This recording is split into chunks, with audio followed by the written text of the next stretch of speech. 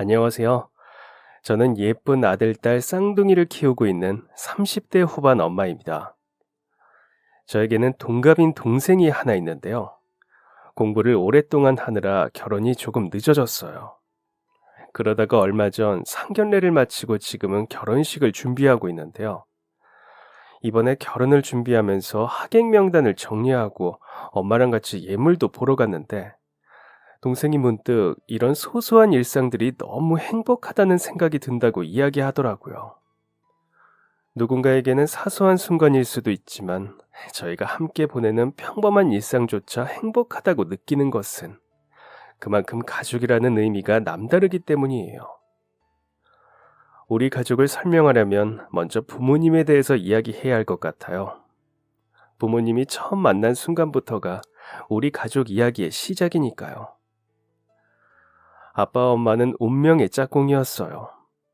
대학생이었던 아빠와 학교 앞 식당에서 아르바이트를 하던 엄마는 서로를 처음 본 순간 한눈에 반했다고 해요.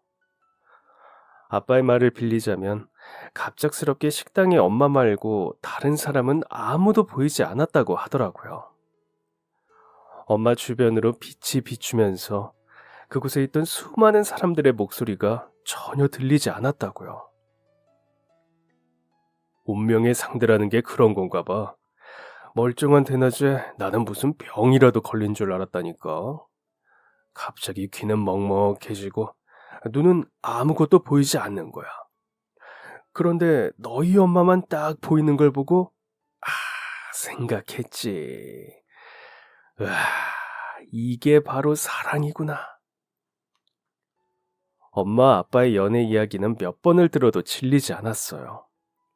그래서 어릴 땐 동화책이나 옛날 이야기 대신 몇 번이나 두 분이 처음 만났을 때부터 결혼하기까지를 들려달라고 졸랐죠. 잠들기 전 아빠와 엄마가 서로 당신이 먼저 데이트하자고 꼬셨지. 아니지, 당신이 먼저였지. 티격태격 이야기를 들려주는 모습이 참 좋았어요. 아웅다웅하는 그 다툼 속에서도 두 분은 애정이 뚝뚝 묻어져 나왔거든요. 다정했던 두 분은 젊은 날 참 열심히 사셨어요. 아버지가 돌아가신 후 아픈 어머니를 대신해 생계를 책임졌던 엄마는 중고등학교도 제대로 다니지 못한 채 일만 하셨다고 해요. 그러다가 자신의 어머니마저도 돌아가시고 시골을 떠나 무작정 도시로 왔다고 하는데요. 청과점, 시장, 식당 일을 하면서 그동안 못했던 공부를 하고 싶어서 돈을 벌면서 검정고시 학원을 다녔다고 하더라고요. 하루 종일 일해서 번 돈으로 집세와 생활비를 내고 학원비를 내면서 지친 몸을 이끌고 매일 수업을 다녔다고 해요. 자신은 배움도 부족하고 시골에서 올라온 사람이라 아빠에게 호감이 생겼을 때도 선뜻 용기를 내지 못했다고 하더라고요. 엄마가 처음 봤던 아빠의 모습은 새하얀 피부에 늘 셔츠나 니트를 말끔하게 차려입고 두툼한 전공 도서를 들고 다니는 대학생이었거든요. 사투리 하나 쓰지 않고 누가 봐도 도시남자 느낌이 물씬한 대학생에게 감히 자신이 마음을 품는 것조차 안 된다고 생각했대요. 하지만 아빠는 오히려 귀여운 사투리에 젊은 나이에 식당에서 열심히 일하는 엄마의 모습이 너무 매력 있었다고 해요. 자신과 비슷해 보이는 나이에 벌써 저렇게 열심히 일을 하는 게 대단하다고 느껴졌다고요. 부모님에게 용돈을 받으면서 대학에 다니는 자신과 너무 달라서 오히려 좋았다고 하더라고요. 너희 엄마가 내 앞에만 자꾸 맛있는 반찬을 놔둬서 알았지.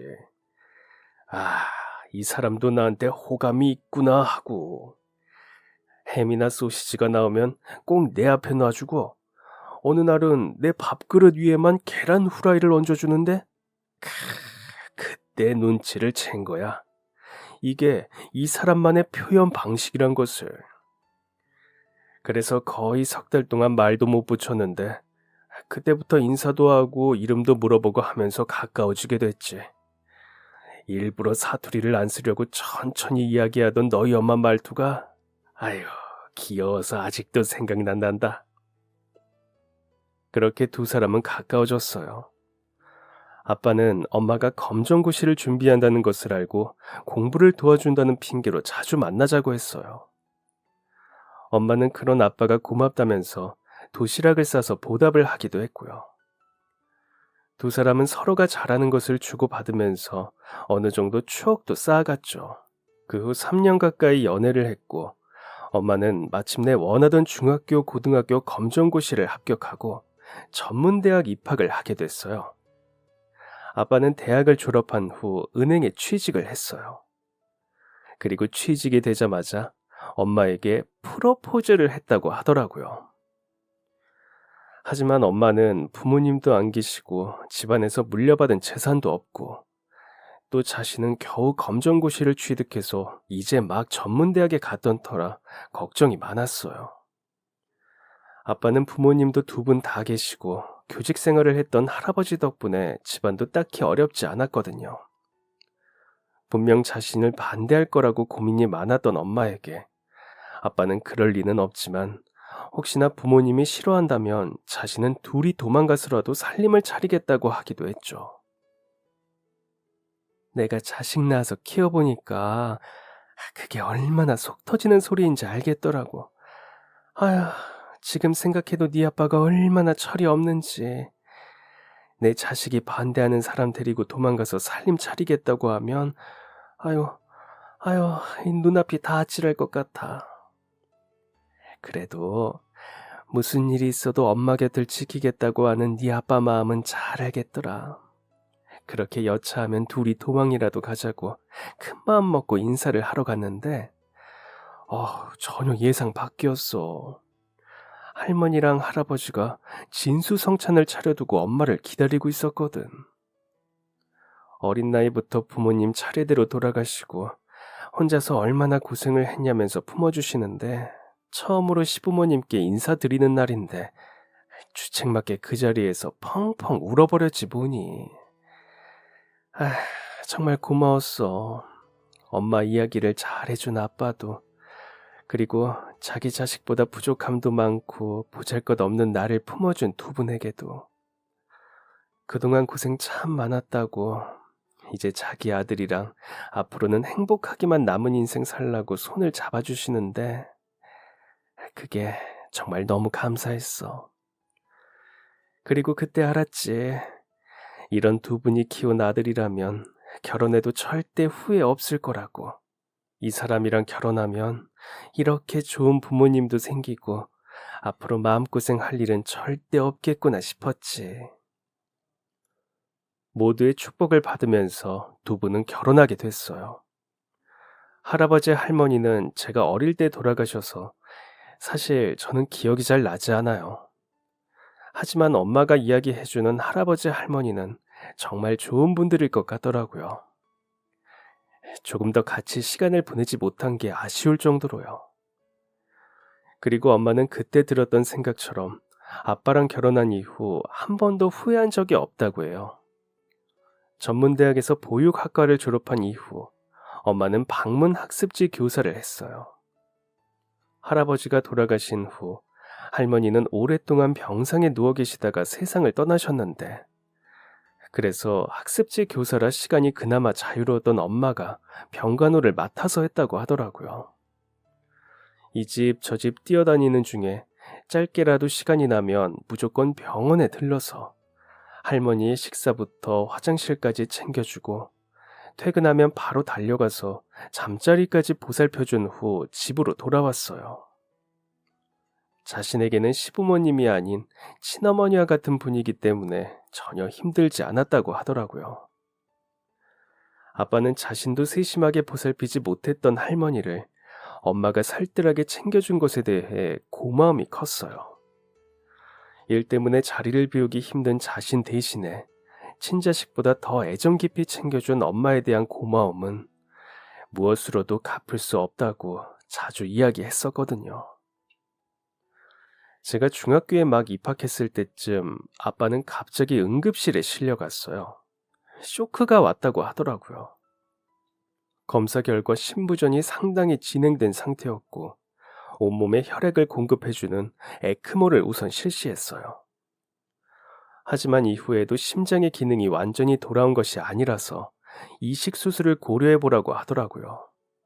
보통 높은 연령대에서 나타나는 질환이지만 아빠는 유전적인 영향이 큰 것 같다고 했어요. 또다시 쇼크가 오거나 감염이 일어나면 위험하다는 이야기에 빠르게 이식 수술을 진행하기로 했죠. 대기 명단에 올려두었지만 연락이 언제 올지는 미지수였죠. 우선 치료를 받으면서 하염없이 기다리는 것 말고는 방법이 없었어요. 하지만 치료하는 동안에도 아빠의 상태는 더욱 나빠졌고 대기 명단에서도 높은 순위가 아니다 보니 이식을 기다리는 시간은 점점 길어져만 갔어요. 어쩔 수 없이 우선 보조장치를 부착해 시간을 벌기로 했어요. 수술은 엄청난 고가의 비용이 들어갔지만 엄마는 망설이지 않았어요.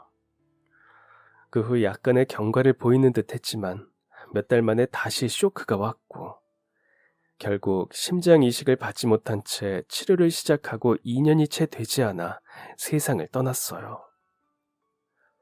아빠를 떠나보낸 이후 엄마는 정말 힘들어 보였어요. 망연자실한 것 같았죠. 하지만 하나 남은 딸이라도 지켜야겠다는 생각에 티를 내지는 않았어요. 대신 밤에 혼자서 숨을 죽이며 울었는데 제가 아무리 철부지 중학생이라도 그 정도는 알 수 있었죠. 그 후로 한동안 엄마는 아빠에 대한 그리움으로 소갈이를 했어요. 너무나 사랑했던 사람이었기에 그럴 수밖에 없었겠죠. 저는 그런 엄마를 보면서 같이 마음이 아팠어요. 아빠가 세상을 떠난 것은 큰 슬픔이었지만 엄마가 가슴 아파하는 모습을 보는 것도 괴로웠어요. 그러다 보니 언젠가부터는 아빠가 떠난 슬픔보다 엄마가 빨리 괜찮아지기를 바라게 되더라고요. 저러다 엄마까지 혹시 잘못되면 어떡하나 싶을 정도로 걱정이 많이 들기도 했고요. 그래서 엄마의 마음이 하루빨리 회복되기를, 상처가 낫기를 간절히 바랬어요. 아빠가 세상을 떠난 이후 엄마는 두 사람 목, 그 이상을 아주 성실히 해주었어요. 그래서 저는 자라는 내내 아빠의 빈자리를 크게 느끼지 못했어요. 아무리 일이 바빠도 부모님 상담이나 학예회 같이 꼭 참석해야 하는 자리는 무조건 시간을 비워서 왔어요. 사랑하는 아빠를 떠나보내고 세상에는 저희 둘만 남았고 우리는 서로가 있었기에 버틸 수 있었던 것 같아요. 유일한 가족이었으니까요. 다만 한 가지, 아빠가 세상을 떠난 후 아쉬운 점이 있었다면 그건 전화기였어요. 아빠 병원비와 수술비를 마련하다 보니 집안 살림이 크게 휘청거렸거든요. 그래서 어쩔 수 없이 살고 있던 집을 팔았어요. 그리고 집을 판 김에 엄마는 회원을 더 많이 모을 수 있다는 다른 동네로 이사를 하게 됐어요. 아빠가 돌아가시고 나서 생활비를 더 열심히 벌어야 했으니까요. 전학은 저에게 힘든 일이었어요. 원래도 성격이 조용한 편이고 내성적이라 신학기만 되면 친구 사귀기를 어려워했거든요. 그러다 보니 매년 새학기만 되어도 힘들어했는데 아예 다른 동네에서 전혀 모르는 친구들을 마주하다니 저에게는 큰 미션이었죠. 심지어 학기 중간에 전학을 가는 바람에 친구 사귀기는 더욱 어려웠어요. 이미 아이들은 무리가 정해져 있었고 같이 밥 먹거나 노는 친구들이 정해진 상태였거든요. 수업 시간에는 그나마 괜찮았지만 점심시간이 진짜 고비였어요. 점심을 알리는 종이 땡 치자마자 너도 나도 팔짱 끼고 달려가는데 같이 밥 먹을 친구가 없다는 건 진짜 외톨이 같은 기분을 느끼게 했거든요.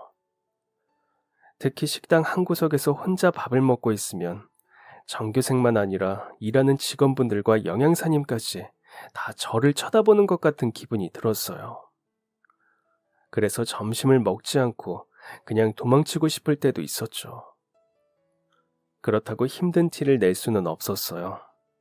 아빠가 돌아가신 후 엄마가 혼자서 얼마나 열심히 저를 키우고 있는지 아는데 어떻게 그러겠어요.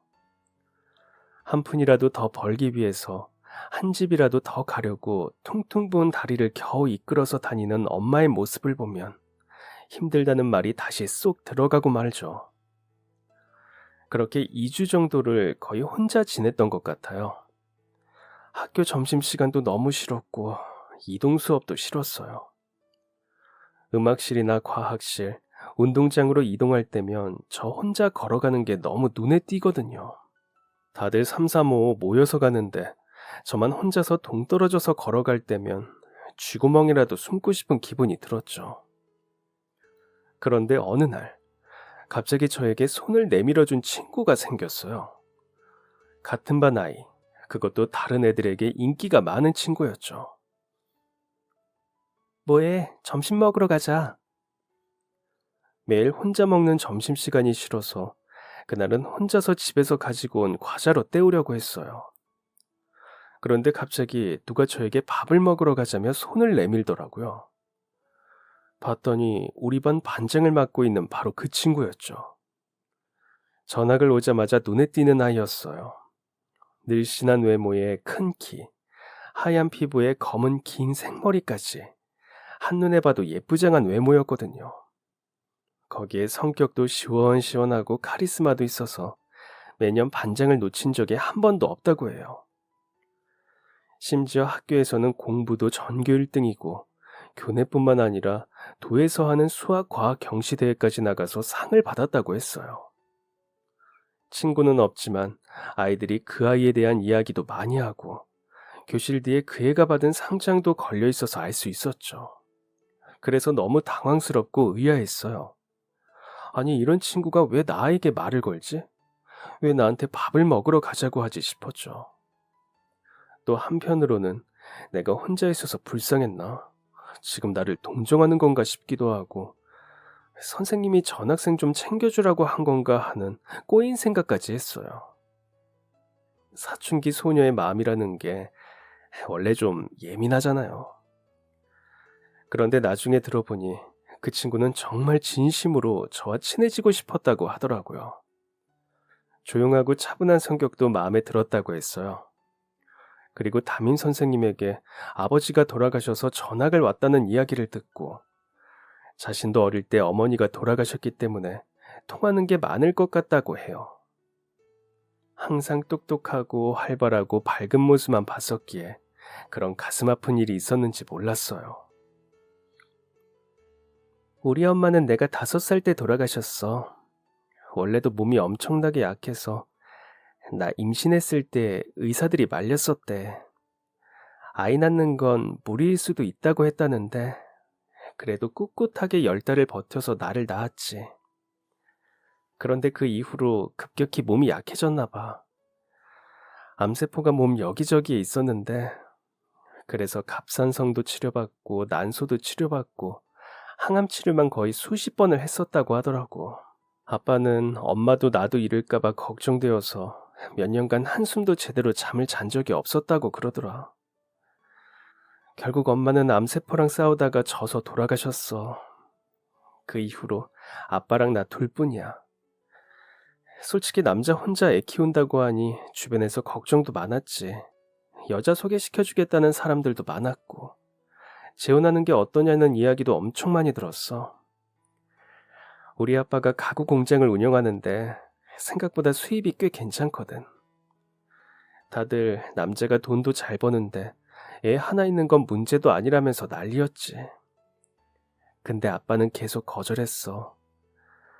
엄마가 첫사랑이었거든. 그래서 엄마 돌아가시고 나서 진짜 매일 울더라. 엄마 사진 보면서 어린애처럼 엉엉 우는데 아빠가 너무 우니까 내가 울 틈이 없더라고. 아빠가 하도 슬퍼하고 힘들어하니까 차라리 새로운 사람을 만났으면 좋겠다 그런 생각도 해봤는데 정말 다행히도 지금은 좋은 아줌마 만나서 연애 중이야.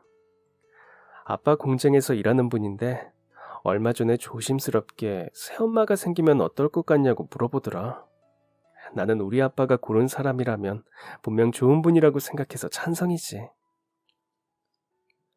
친구랑 저랑은 그런 가슴 아픈 가족사를 속 시원하게 터놓고 나누는 사이였어요. 그래서인지 만난 지 얼마 되지 않았을 때부터 빠르게 친해질 수 있었죠. 우리 집에도 자주 놀러 오면서 엄마와도 친하게 지냈어요. 워낙 공부도 잘하고 싹싹해서 저희 엄마도 엄청 좋아하셨죠.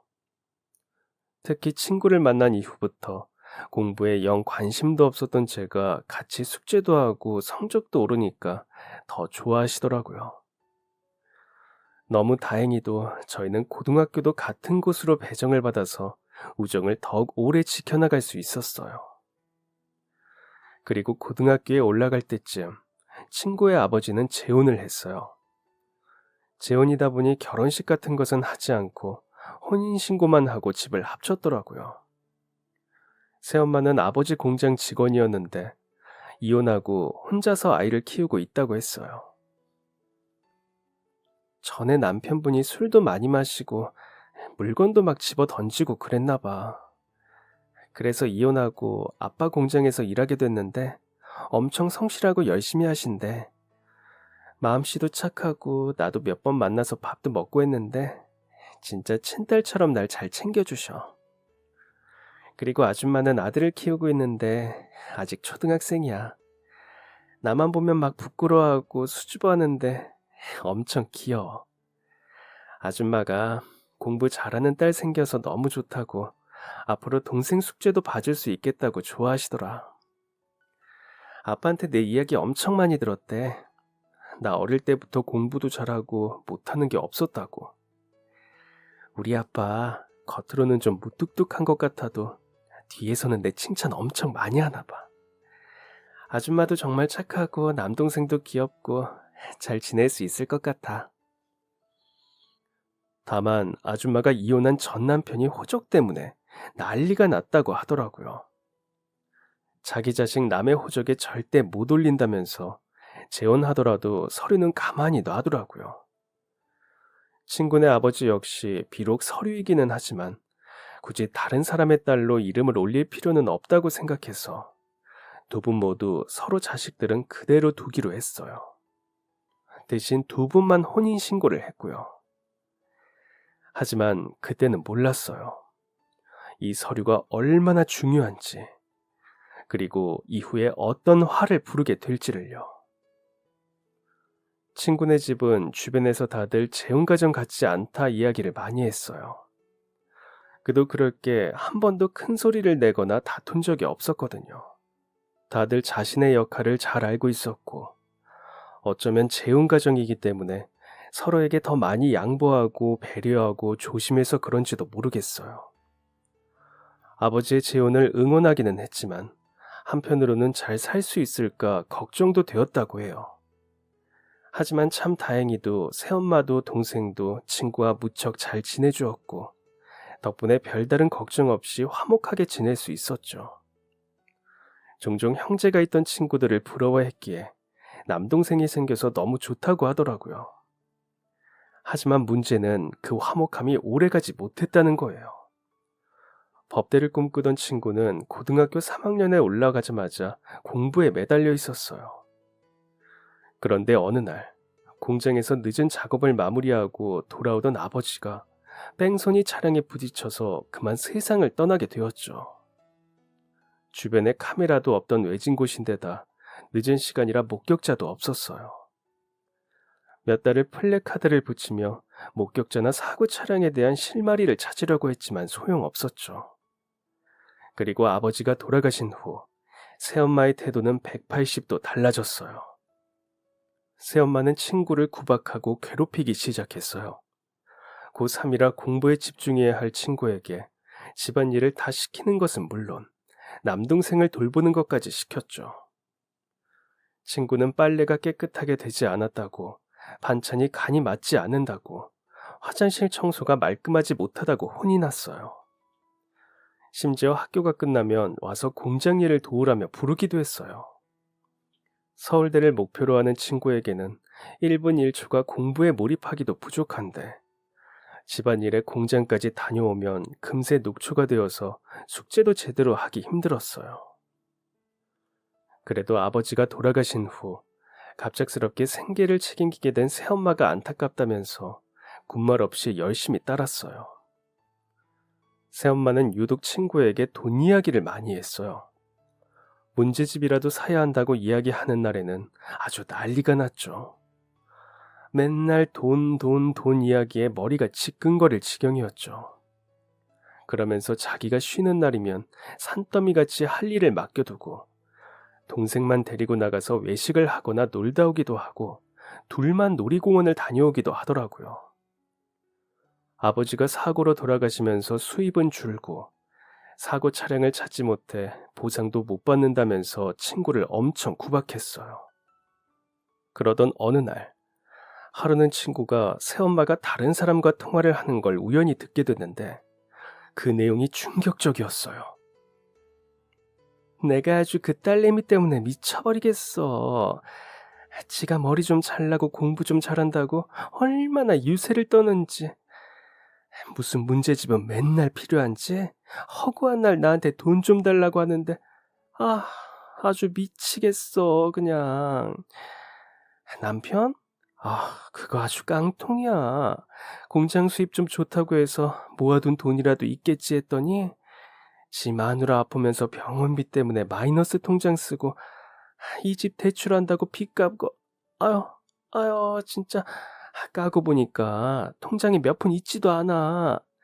보험이니 뭐니 제대로 해둔 것도 없어서 돈 나오는 데도 없다니까. 그나마 이 집 대출 다 갚아서 망정이지. 아니면 내가 괜히 남의 아파트 이자 갚느라 밑 빠지게 일할 뻔했잖아. 뭐? 공장? 그거 수입 몇 푼 되지도 않아. 남동생을 데리고는 영화도 보러 다니고 놀이공원도 가면서 친구에게는 돈이 없어서 문제집 살 비용도 못 주고 학교 점심값도 못 내준다면서 윽박질렀어요. 거기에 집안일이 왜 이렇게 제대로 안 되어 있냐고 매일같이 혼이 나기도 했죠.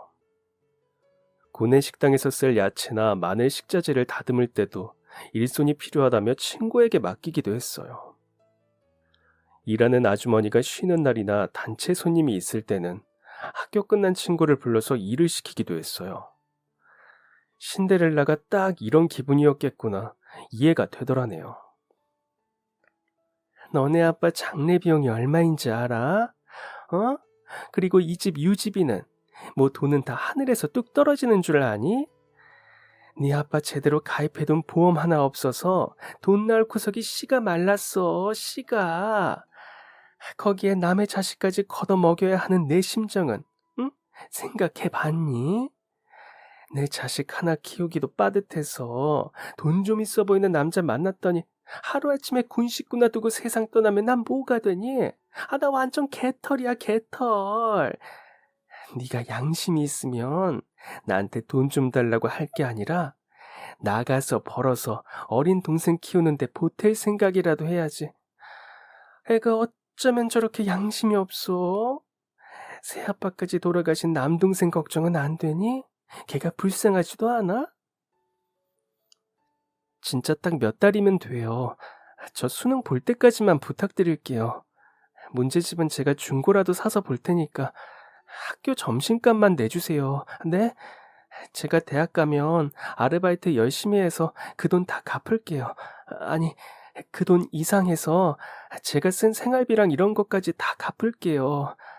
그러니까 저 수능 보기 전까지만 제발 부탁드려요. 친구는 아버지가 돌아가신 후 매일 집안일에 새엄마의 구박까지 듣다 보니 스트레스가 심했어요. 그리고 그 스트레스는 자연스럽게 성적에도 드러나게 되었죠. 한 번도 전교 1등과 모의고사 상위 1%를 놓친 적이 없던 애가 성적이 떨어진 거예요. 처음 받아보는 성적에 충격을 받을 수밖에 없었죠. 당장 대입을 위해 신경 써야 하는 가장 중요한 시기인 고3 수험생 성적이 떨어지니 눈앞이 정말 캄캄했을 거예요. 이러다가 진짜 대학도 못 가고 미래도 없는 게 아닌가 싶어 혼자 엉엉 울었다고 하더라고요. 그렇게 복잡한 마음으로 집에 갔는데 남동생이 거실에서 게임을 하고 있었어요. 누나, 왜 이제 와? 나 배고픈데. 엄마가 나 밥 차려주고 누나 공장으로 오라고 했어. 빨리 밥해. 나 배고파. 엄마가 냉장고에 고기 있다고 했어. 빨리 고기 구워줘. 너 이거 뭐야? 게임기 혹시 새로 샀어? 아, 엄마가 새아빠 죽고 나서 나 속상한 것 같다고 사주던데? 지난번에 백화점 갔다가 운동화랑 같이 사줬어. 친구는 새엄마 방으로 가서 옷장을 열어봤어요. 거기에는 택도 떼지 않은 새 옷이랑 가방, 그리고 남동생을 주려고 하는 건지 커다란 로봇 장난감도 있었어요. 너무 화가 나서 손이 부들부들 떨렸다고 해요. 나는 학교 점심값도 빌어서 겨우 내고 집안일에 공장 일손을 돕느라 공부할 시간도 부족하고 돈 때문에 온갖 스트레스를 받느라 성적도 떨어졌는데 새엄마랑 그 아들은 뒤에서 이렇게 낭비하고 있었다니 너무 화가 나고 분하다는 생각이 들었다네요. 하지만 미성년자에다가 할머니나 할아버지도 없는 친구가 의지할 곳이 없었어요. 어디 갈 데도 없고 도와달라고 할 사람도 대신 키워달라고 할 곳도 없었죠. 그렇지만 너무 억울하고 분해서 도저히 그냥 있을 수는 없었어요. 그래서 가방에 책이랑 옷까지 몇 개를 챙겨놓고는 그대로 집을 나왔다고 하더라고요. 차라리 보육원에 내 발로 찾아갈까 청소년 쉼터에 갈지 계속 고민만 하다가 그동안 모아둔 용돈 몇 푼으로 찜질방에 몰래 숨어 있었다고 하더라고요. 열이 40도로 펄펄 끓어도 결석은커녕 지각도 하지 않았던 애가 며칠째 학교를 나오지 않았어요. 연락해도 받지도 않고 대체 어디에서 뭘 하는지 걱정이 되더라고요. 혹시 아는 게 있으신가 싶어 담임 선생님에게 여쭤봤는데 집에 연락해도 신경 쓰지 말라는 답변만 들었다고 해요. 부모가 아이가 없어졌다고 하는 것도 아니니 실종 신고를 할 수도 없고 혹시나 새엄마한테 어디를 맞아서 못 나오는 건 아닌가 싶어서 집으로 찾아갔어요. 학교 끝나고 집에 갔더니 마침 새엄마가 있더라고요. 저 아영이가 학교에 안 나와서요. 뭐야, 너 그 계집애 친구야?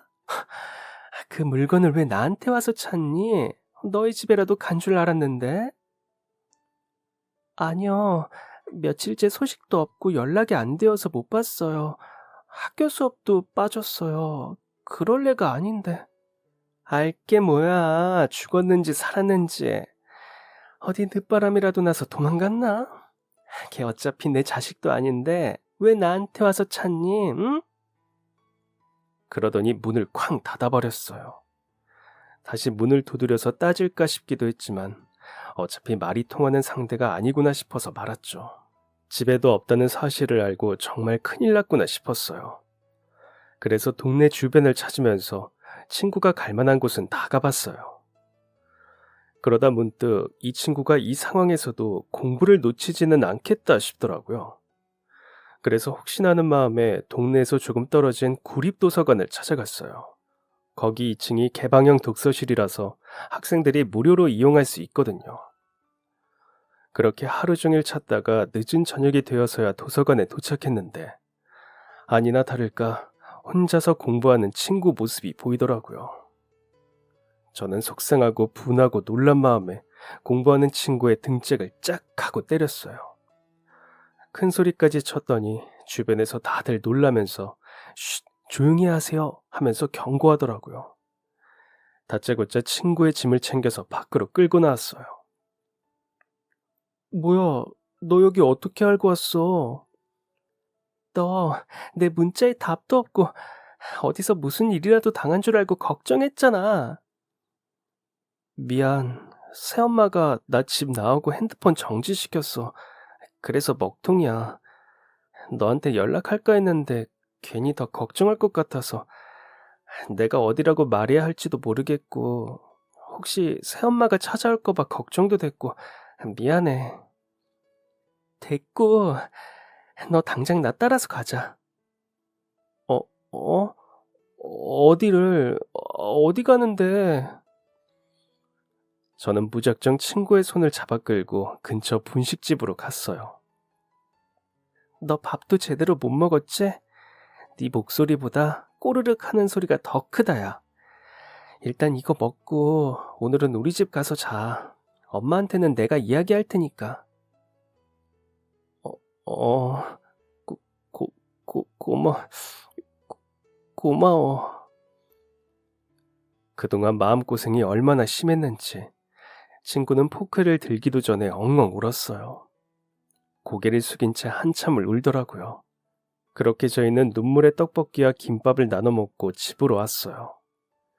친구가 없어져서 찾으러 간다는 이야기에 엄마도 역시 걱정을 많이 했는지 집 앞까지 나와서 기다리고 있더라고요. 우느라 퉁퉁 부은 얼굴에 저희를 보더니 작게 한숨을 내쉬고는 일단 들어가자며 문을 열어주셨어요. 그리고 다음날 눈을 떠보니 엄마가 저희 두 사람 몫의 아침을 차리고 간식을 챙겨 두었더라고요. 아줌마가 사정은 대충 들었어. 일단 그래도 어른들끼리 이야기는 해야 할 것 같아서 오늘 공장에 찾아가서 너희 새엄마랑 이야기해 볼 테니까 너희는 걱정하지 말고 학교 가. 너도 서울대가 목표인 애가 출결부터 신경 써야지. 더 이상 학교 빠지면 안 되잖아. 나머지는 아줌마한테 맡기고 걱정하지 말고 학교 가. 죄송해요, 아주머니. 죄송합니다. 이렇게 민폐를 끼치고. 민폐는 무슨. 아줌마는 아영이 온다 그러면 언제나 환영이야. 대신에 새어머니도 말씀은 그렇게 하셔도 네가 집을 나가서 속상할 수도 있잖아. 마음속으로는 많이 찾고 걱정하고 계셨을 수도 있고. 그러니까 우선 이야기는 해봐야 할 것 같아서. 학교 끝나고 바로 우리 집으로 와. 아영이 필요한 만큼 얼마든지 있어도 되니까. 덕분에 우리 딸 공부도 도와주고 아줌마는 너무 좋지. 그 후 저희는 등교했고 엄마는 공장으로 찾아가서 새엄마와 이야기를 나눴다고 해요. 하지만 역시 새엄마의 태도는 한결같았다고 하더라고요. 그렇게 안타깝고 마음 쓰이면 대기 키워요. 난 내 자식 하나 키우는 것도 벅차니까. 그 집에서 지내게 하든 말든 난 신경 안 쓰니까 마음대로 하세요. 집으로 돌아오니 엄마는 친구 집에서 물건을 다 챙겨왔더라고요. 사실 우리 집도 생활이 넉넉하지는 않아요. 엄마의 연봉이 그리 좋은 편도 아니고 혼자서 벌면서 자식을 키우려니 넉넉하지 않거든요. 그러다 보니 제 방이 큰 편은 아니라 책상 2개를 거실에 두고 이불이랑 옷 등의 짐들만 방에 정리해 두었더라고요. 고3이라서 공부하느라 중요한 시기인데 미안하다. 그래도 잠을 방에서 자는 게 더 나을 것 같아서 책상을 거실에 놨어. 우리 집이 넓어서 남는 방이라도 있으면 좋을 텐데 그러지 못해서 영 미안하네.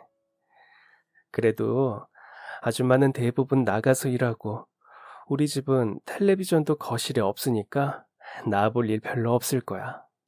그러니까 아줌마 신경 쓰지 말고 자유롭게 써. 집에 고3 수험생이 2이나 있으니까 최대한 조용히 공부 분위기 만들어 줄게. 또 옷이나 로션이나 뭐 필요한 거 있으면 언제든지 말하고 문제집이나 준비물 살 거 있으면 언제든지 편하게 이야기해. 그 후로 엄마는 마치 딸이 하나 더 생긴 것처럼 친구를 챙겼어요. 제 물건을 살 때면 친구 것도 꼭 같이 사주고 많지는 않지만 용돈도 조금씩 챙겨주고 과일을 잘라줘도 꼭 2개씩 챙겨주었죠. 그럴 때마다 친구는 죄송한 마음에 자기 몫은 챙기지 않아도 된다고 했지만 엄마는 단호했어요. 우리 집에서 지내게 하기로 하고 같은 지붕 아래에서 밥 먹으면 식구인데 어떻게 그러냐면서요. 그럴 때마다 친구는 눈가가 붉어지면서 가만히 고개를 끄덕였어요. 그리고 남은 수능일까지 저희는 정말 이악 물고 공부했어요. 옆에서 전교 1등인 친구가 공부하고 있으니 그동안 관심 없던 저도 저절로 하게 되더라고요. 엄마는 덕분에 우리 딸까지 공부한다면서 흐뭇하게 저희를 바라보고는 했어요. 엄마의 뒷바라지 덕분에 2 수험생은 이악 물고 열심히 공부했어요. 친구는 저희 엄마를 생각해서 보답하고 싶은 마음에 더 열심히 하는 것 같았죠. 드디어 수능 시험이 끝났고 저희 두 사람은 수험에서 해방이 되었어요. 그때까지도 친구네 새엄마는 연락 한 번 하지 않더라고요. 듣기로는 아버지 공장을 비싸게 팔아넘기고 이사를 했다고 했어요. 잠깐 성적이 떨어져서 걱정을 하던 친구는 우리와는 다르게 수능에서는 좋은 성적을 냈어요. 덕분에 서울대 법학과를 아주 우수한 성적으로 들어갈 수 있었어요. 얼마나 열심히 했는지 장학금까지 받았더라고요. 저는 공부 잘하는 친구랑 같이 수능을 준비해서 그런지 예상했던 것보다 더 좋은 점수를 받아서 한양대학교 영문학과에 입학했어요. 이후 친구는 더 이상 민폐를 끼칠 수 없다면서 학교 근처로 자취를 시작했어요. 그래도 주말이 되면 아르바이트 한 돈으로 맛있는 음식이나 좋은 과일을 사서 집에 찾아왔어요. 어떨 때는 친딸인 저보다 더 자주 집에 가더라고요. 제가 친구들이랑 약속으로 바빠서 집에 못 간다고 전화를 할 때면 엄마는 아영이가 와 있어서 괜찮다고 했거든요. 어떨 때는 나보다 친구를 더 좋아하는 게 아닌가 싶기도 했어요. 그래도 이상하게 질투는 안 나더라고요. 오히려 그런 좋은 친구가 있어서 참 다행이다 싶었죠. 대학 졸업 후 친구는 연수원으로 들어갔고 그러다 보니 바빠져서 서로 얼굴 보기가 힘들었어요. 그래도 꼬박꼬박 엄마한테 안부 인사도 하고 명절이면 직접 찾아오지 못해도 좋은 선물을 집으로 보내더라고요.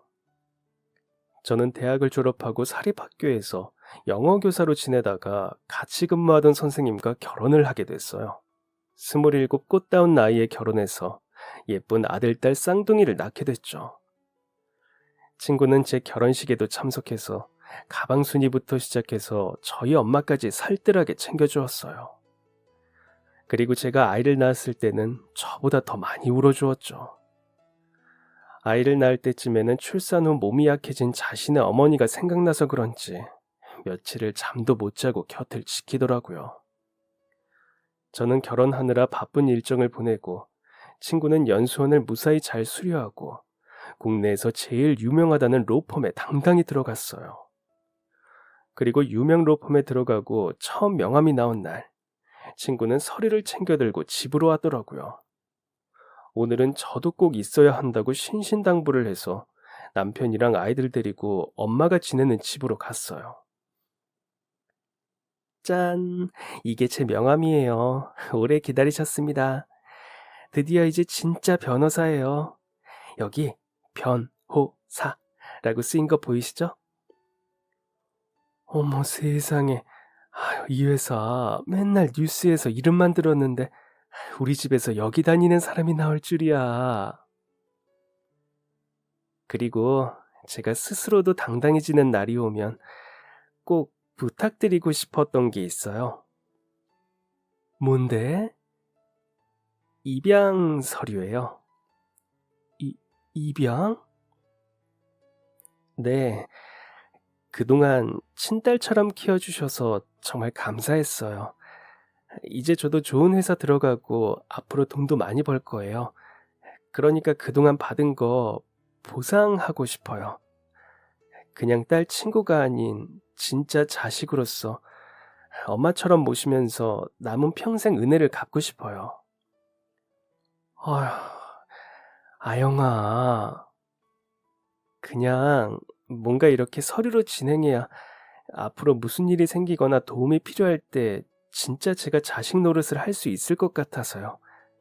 그러니까 꼭 받아주셨으면 해요. 너도 참, 넌 이미 나한테 딸이야. 이런 서류 없어도. 그래도 네가 이렇게 서류로 내 딸이 되는 게 좋다면 그렇게 하자. 난 네가 처음 우리 집에서 머물게 된 그때부터 한 번도 너를 그냥 내 딸 친구라고 생각한 적 없어. 그때부터 너한테는 내 딸이자 가족, 우리 집 식구였거든. 정말 감사해요. 정말 저 그때 진짜 어떻게 해야 할지 너무 막막했어요. 솔직히 말하면 살기 싫다는 생각도 했었어요. 내가 살아서 무얼 할 수 있을까 싶기도 했고요. 정말 절박했어요. 그때 도와주신 덕분에 지금의 제가 있는 거예요. 그러니까 이 은혜는 제가 앞으로 평생을 걸쳐서 갚을게요. 와, 뭐야, 너. 근데 왜 내 의견은 안 물어보냐? 너야 뭐 그냥 동거인이니까? 아이씨구. 와, 근데 이제 나도 자매 생기는 거야? 법적으로? 그럼 네가 나보다 생일이 늦으니까 내 동생이네. 야, 이제 우리 애들한테 진짜 이모가 생겼네. 앞으로 용돈 달라고 더 당당하게 말해도 되겠다, 야. 이러니까 내가 너한테는 안 물어본 거야. 얘들아, 이모 이제 직장인이니까 앞으로 가지고 싶은 장난감 있으면 다 말해. 알았지? 우와, 이렇게 유명한 회사 변호사님이 처제라니까 저도 든든한데요. 제가 다른 건 몰라도 장가 하나는 기가 막히게 온 것 같네요. 그렇게 우리는 온 가족이 모여 앉아 변호사님의 지도 아래 입양 서류를 마무리했어요. 성인도 입양을 할 수 있다니 친구 덕분에 또 새로운 사실을 알게 됐죠. 친구는 서류만 봐도 가슴이 뿌듯한지 한참을 종이를 들여다보면서 시선을 떼지 못하더라고요. 친어머니가 돌아가시고 아버지도 세상을 떠나시고 어린 날 새엄마에게 핍박을 받으면서 힘들게 지냈던 날들이 이 서류로 조금이라도 보상받을 수 있다면 다행이라는 생각이 들었어요. 그리고 저희는 이제 진짜로 완벽한 가족이 되었는데요. 그동안 마음으로는 늘 가족이었지만 서류상으로도 증명을 할 수 있다니 뭔가 신기하기도 하더라고요.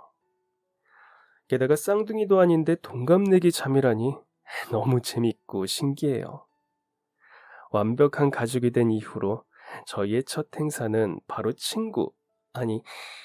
동생의 결혼인데요.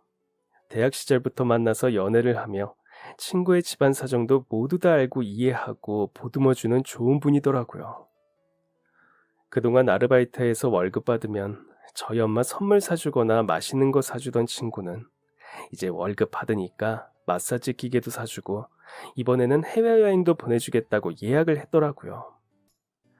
엄마는 자식 잘 키웠더니 호강한다면서 웃음이 끊이지를 않는데요. 남으로 만나 가족이 된 두 사람이 잘 지내는 모습은 그저 보기만 해도 흐뭇하더라고요. 그동안 몸도 마음도 너무 고생 많았던 친구가 앞으로 직장에서도 가정에서도 언제나 행복한 날만 있었으면 좋겠고 마지막으로 꼭 이 말을 해주고 싶어요. 사랑하는 내 동생아, 소중한 내 친구야. 우리 앞으로도 끈끈한 사랑과 우정으로 좋은 가족이 되어보자. 내 가족이 되어줘서 우리 엄마의 딸이 되어줘서 정말 고마워. 그럼 지금까지 사연 들어주셔서 감사합니다. 사연이 재밌으셨다면 구독과 좋아요 부탁드려요. 감사합니다. 안녕히 계세요.